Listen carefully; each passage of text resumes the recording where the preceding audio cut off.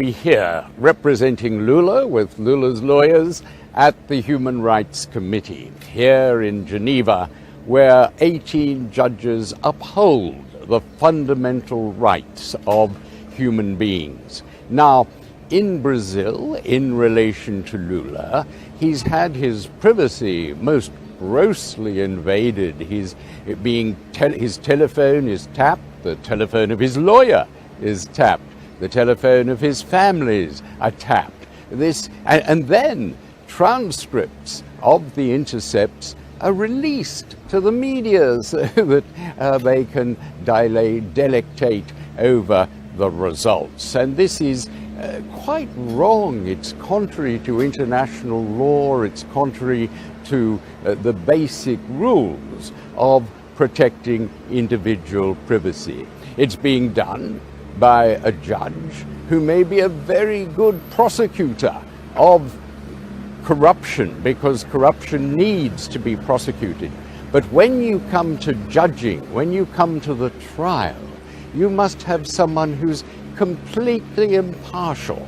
And this is one of the great standards that this court upholds. This tribunal has held in the past, and I believe it will hold in relation to this case, that judges must not be prosecutors. They must not be so involved in the investigation that they have power to lock people up. And that's another issue that this petition raises. It's an issue that is of concern in Brazil and other Latin American countries which have the old inquisitorial system, that prosecutors and judges can lock people up without bail before their trial. It's called pre-trial detention, and United Nations bodies and human rights organizations have said there are far too many people in Brazil languishing unconvicted in prison. The only basis upon which you should put someone in prison before they're convicted is if they're likely to flee the country or commit other crimes. And of course, we have a situation where people are being locked up indefinitely until they confess, until they plea bargain.